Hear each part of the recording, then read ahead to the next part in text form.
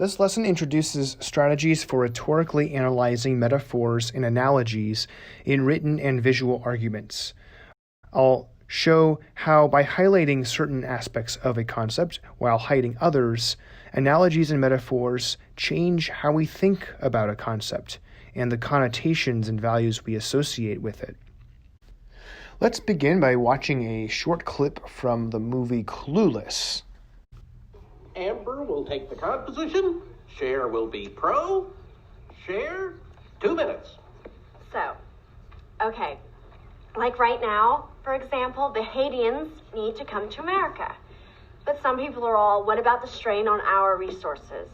But it's like when I had this garden party for my father's birthday, right? I said RSVP because it was a sit-down dinner. But people came that did not RSVP. So I was totally bugging. I had to haul ass to the kitchen, redistribute the food, squish in extra place settings. But by the end of the day, it was the more the merrier. And so, if the government could just get to the kitchen, rearrange some things, we could certainly party with the Haitians. And in conclusion, may I please remind you that it does not say RSVP on the Statue of Liberty. Let's see how this argument is working logically. In Cher's analogy, the house is America. The invited guests are the American citizens who already are supposed to be at the party. The uninvited guests, those who did not RSVP, are the Haitians. The food and place settings are like our national resources, and so on. Arguments by analogy revolve around the principle that two things which resemble one another in a number of respects will resemble each other in further unconfirmable respects. This kind of argument only works if two rules hold. First, that the two things being compared have significant and relevant parallelism. And secondly, that there are no pertinent dissimilarities relative to the argument it is being used to make. If the analogy violates one of these rules, it's called a false analogy. But the tricky thing is that analogies always are comparing dissimilar, unequivalent things. So when an analogy is working and when an analogy is breaking one of these rules and it is a false analogy is really a matter of judgment. Everyone knows that two things in an analogy are never going to be exactly the same. There's always going to be differences. So when we're arguing with analogies, the question is really about whether they are similar enough in the most relevant ways to warrant the comparison. But actually, what I want to point out for the moment is that even when analogies are faulty, they are often effective because they create metaphorical associations between the two concepts. Metaphors help us see things in new ways. Metaphors create new connections and build conceptual maps for our minds about how the world works. Metaphors appeal to our senses, our sense of experience and emotions. They evoke other concepts which have positive or negative connotations for us. To get a better sense of what's going on, let's think about how metaphors work a little more closely. We learn what things are like through metaphors. Most commonly, we use metaphors to try to understand what an abstract or complex concept is like by comparing it to a simpler, more concrete concept, something that we have direct experience of. Sometimes the more familiar concept is called the vehicle, and the new concept, the one being explained, is called the tenor. The vehicle and the tenor can be stated or implied. For instance, all of these constructs are using the same basic metaphor that a ballerina is a swan. Even in these last two examples, when we just compare one part of the ballerina to one part of the swan, it still works to imply the whole concept, the whole comparison of swan and ballerina. This is an important and interesting thing about metaphors, that with just one little piece of the hint of what the metaphor is, of what the two things are being compared, we can extrapolate, by extension, all the other implied parts of the metaphor. For example, here's a sentence from William Deresiewicz talking about what it's like working in a bureaucracy. He says, "The head of the bureaucracy I was a part of, the chairman of my academic department, had that exact same smile, like a shark, and that exact same ability to make you uneasy." So this one little phrase, like a shark, is all we need to build out the comparison that he is implying. The department chair is like a shark. That makes the students or the chair's co-workers like the prey. And maybe the academic environment is like the ocean. And the shark is hunting the prey, and the prey is scared. All these parts of the metaphor work perfectly, automatically, and easily in our minds when we see little metaphoric associations like this. This is called metaphoric extension. We don't need to name all the parts of the metaphor or all the aspects of the parallel in the analogy.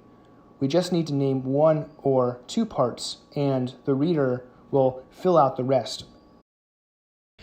Metaphors are conceptual, not just poetic or decorative or linguistic.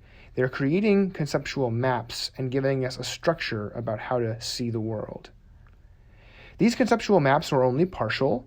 No metaphor is a perfect analogy. So it's not like a mathematical equation in which each side of the equal sign is assumed to have exactly the same meaning. Instead, metaphors are drawing comparisons between unlike things. So even when we say something like a ballerina is a swan, we don't mean it really. Ballerinas, of course, are not swans. Rather, the metaphor is pointing out certain similarities that the writer wants to highlight. The parts of the comparison that don't fit simply get ignored or treated as unimportant. They don't invalidate the comparison, they are simply being suppressed. This unique process of emphasizing similarity and de-emphasizing difference is known as highlighting and hiding. Metaphors highlight certain aspects of concepts while hiding others. The metaphor focuses our attention on certain similarities between two things and ignores aspects that are inconsistent with the analogy. The ballerina is a swan highlights, for instance, the aesthetic quality of the ballerina's body. It's thin and tall, like a swan's neck. The ballerina's neck is very distinctive and sinewy. Maybe the manner of movement of the ballerina, which is elegant, smooth, and expressive like a swan swimming on a lake. But on the other hand, this metaphor hides things. What about the ballerina swan metaphor does not fit? Well, swans have curved necks, but ballerinas have straight necks. Swans live in nature, ballerinas live in theaters. This metaphor helps us appreciate ballerinas aesthetically, and it doesn't seem dangerous. But other metaphors do need to be analyzed for what they are highlighting and hiding, because they can shape our assumptions about a concept. And without us realizing it, we can adopt the values that the metaphor implies. For example, in the early 1900s, it was very popular for journalists to use horse race analogies when writing about political elections. You have probably heard of phrases like, "the candidates entered the race." "She is the Democrats' dark horse candidate." "The Democrats do not yet have a clear front runner."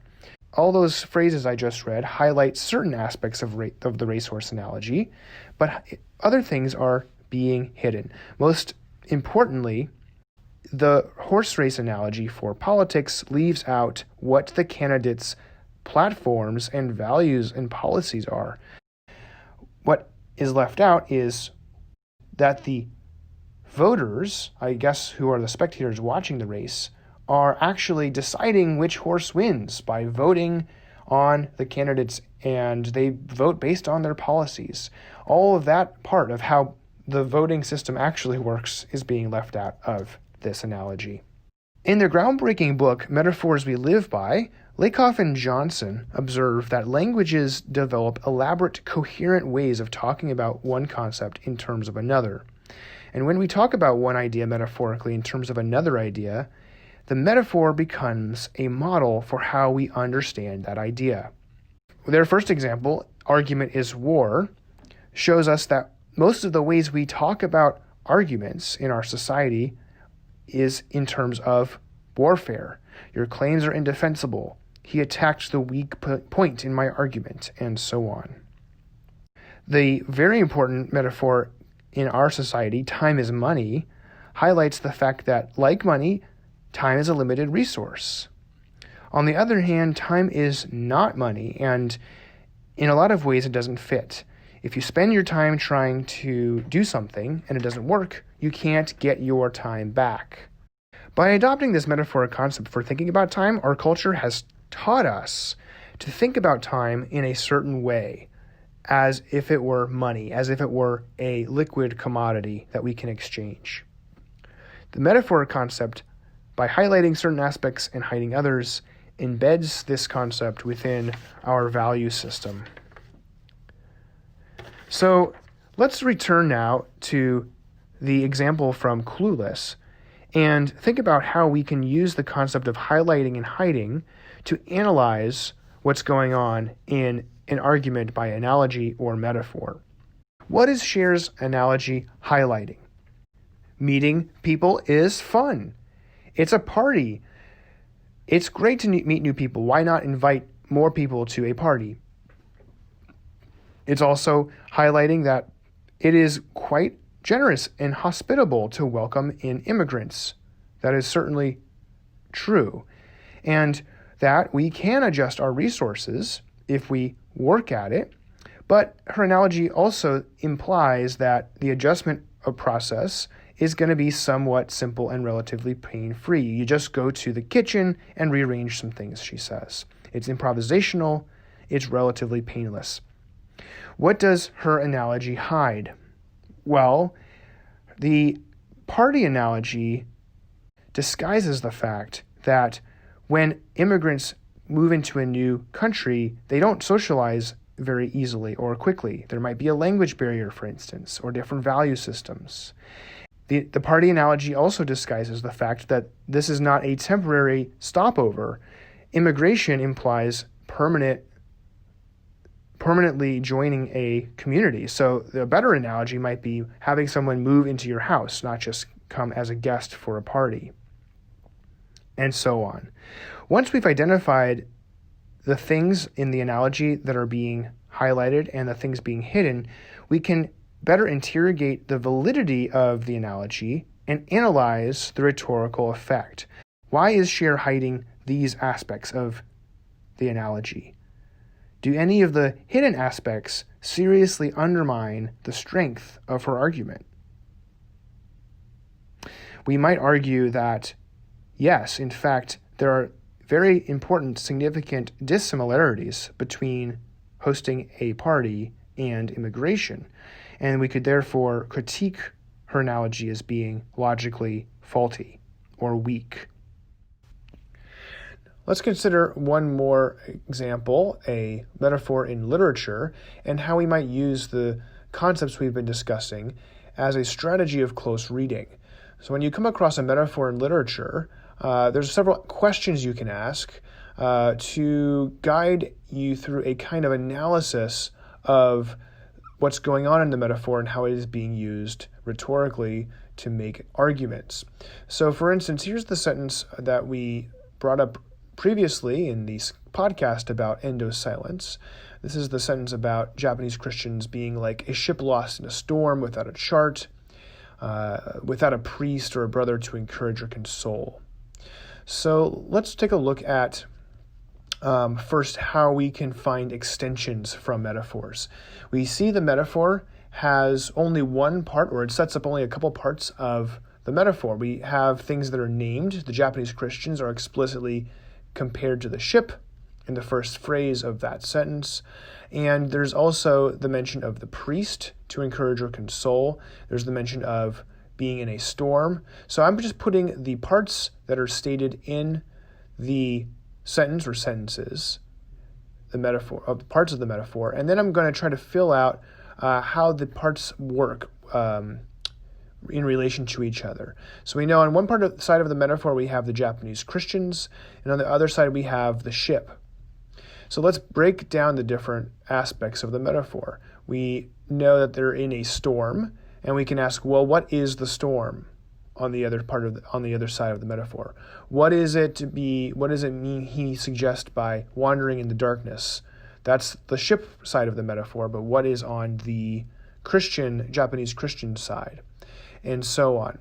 We can also think about extensions of the metaphor. If you have a ship lost in sea, the implication it does not too much of a stretch of imagination to start asking, well, what happens to ships lost at sea eventually? It's about the danger of those ships. It's about the potential that they'll be destroyed of shipwreck. And so there's an implied extension to the metaphor, we could say, that unless these Japanese Christians are rescued, they are going to eventually be destroyed, and so on. We can think about different potential implied aspects of the metaphor. Well, if you have a chart, you're in a ship at sea and you have a chart and you're trying to navigate, well, you're probably trying to go somewhere. So we could ask things like, well, what's the implied destination that's functioning potentially in this metaphor? All right, so here's how I filled out those missing parts of the comparison. Notice that the priest is the chart. Right, what's the language actually? Like a ship lost in a storm without a chart. But we can see the way the metaphor is working. The priest is supposed to be that chart. You might think of the priest more like a captain, but actually the way that the metaphor is written, the priest is the chart that the ship uses to navigate. The storm, I'm sort of seeing this as the storm is the persecution that the Japanese Christians are facing. Wandering in the storm, the ship is wandering in the storm. This is kind of like what happens to the Christians, or at least what Rodriguez imagines happens to the Christians. They are going to just, without their charts, they're just going to wildly guess what to do and how to respond, and they are going to kind of fall into a spiritual confusion. They're going to lose their direction, and they're going to be confused. And the darkness is like spiritual ignorance or their inexperience, and so on. Ultimately, for the Japanese Christians to have a shipwreck would mean that they would lose their faith, the church would die or be destroyed. And if you wanted to fill out the destination part of the metaphor, you might say that, well, of course, the ultimate mission of a church of Christians is salvation, is getting to heaven, is the flourishing and the survival of the church. So those could all be parts of the metaphor as the destination. The next question in the guides is to ask what the metaphor is highlighting and hiding. So once you've thought about the extensions of the metaphor and how it's working, what does the metaphor highlight and hide? And here's a few different observations that I am suggesting based on this metaphor. First, I note that the highlighted aspects of the metaphor is about how destructive the forces of persecution are. If the persecution in Japan is like a storm at sea, that is highlighted in this metaphor. It's a very dangerous situation for these Christians. They are facing potential death and the destruction of their Christian community. So it's a storm. That's definitely directly highlighted in this metaphor. So as is the priest being a chart, that is emphasizing how critical the function of the leading person is, the function of the priesthood in guiding the church, right? It's the set of directions. What does the metaphor hide? This is often the most interesting and creative part of the analysis. Well, as I was thinking about this, I realized that it's interesting that the metaphor compares the priest to the chart and not to the captain, for example. One of the things that is not mentioned in the metaphor is that there are a lot of other people on the ship besides the captain, the crew is working extremely hard to keep the ship upright, to keep it going in the storm. The thing that's interesting about that is individual members of the crew are all doing different jobs. They all have different functions, and in a way, they're all leading. They're all working together to do the thing. And so that part of the metaphor is hidden here. And if it wasn't hidden, it might change the implication of the metaphor, right? So do you really need the chart? Do you really need a captain? There are a lot of other people who are doing important jobs. Maybe they're capable of navigating the storm. The last of the sets of questions has to do with rhetorical analysis. So after you've found the extensions, thought about what's highlighted and hidden, then you can ask, what's the purpose of this metaphor in the text more broadly? What is the writer trying to do by highlighting those certain elements and suppressing others? And what is the argument that is being made? And so I might write something, if I was analyzing this metaphor in a close reading paper, like Rodriguez is using this metaphor to explain the reason for sending priests to Japan. And it's making an argument for the need of leadership, specifically of the priests' leadership of the Japanese Christians. But we find out later, in a few pages in the novel, that the Japanese Christians are navigating, or I should say, they're surviving the situation pretty well without priests. And so while we can agree that the persecution is really extreme and the situation is really dangerous, the storm part of the metaphor is really good, Rodriguez's metaphor seems to maybe misunderstand or make a wrong guess about what's going on with the Japanese Christians in terms of how well it's doing without leadership. And if I wanted to go and even take it one step further, I might even think about how that affects Rodriguez as a character and do some character analysis on him and about how that maybe detracts from our believability in him. His lack of judgment, his inability to guess correctly about the situation might make us question his other guesses in the book or his judgment in other parts of the book. That has to do with character reliability.